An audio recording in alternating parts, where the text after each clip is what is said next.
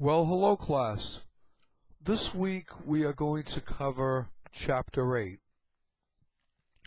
And Chapter 8 has to do with planning processes and techniques. In this chapter, some of the learning objectives are going to be very interesting to you because they're going to go into looking at the planning stage of the 4 stages of management.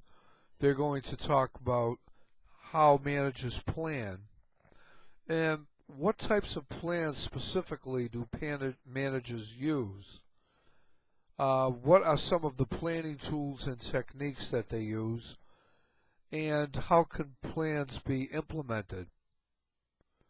So, as we know, in the planning process, in the 4 stages of management, the first step is always planning. And there is a formal planning process.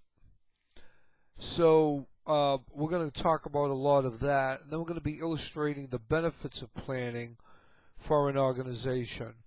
And how do we plan actually for personal careers and development? I mean, as much as for companies. All of this is important. And the most important thing about planning, and I'm sure you guys are all dealing with this right now, it's time management.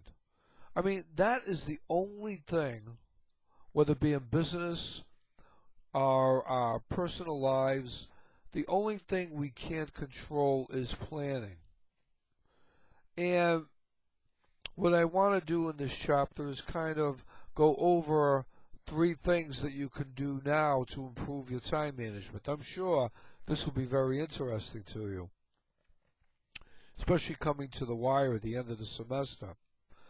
And then, when we talked about organizational strategy, some of the things that we touched on were, setting goals like long and short-term goals. So strategically, we want to be able to talk about that and also differentiate the differences between strategic and operational plans and how they essentially relate to one another.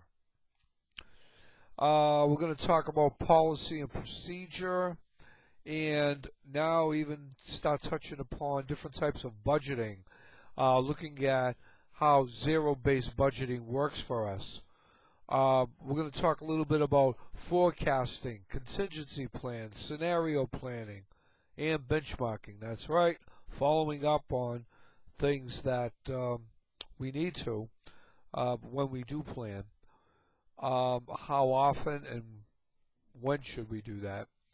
And we're going to talk about some of the benefits of contingency planning, pros and cons of having staff planners, scenario planning. What are some great goals? And also talk about the value of a hierarchy in getting objectives accomplished. I.e., what type of leadership do we have? Which we're going to, in leadership, we're going to talk a lot about that in business management too. And we're going to talk about different ways to improve our personal development, and that's really important. And then we're going to talk about goal alignment and how that takes place, the difference between team leaders and team members. So this is what we're going to cover in the overview.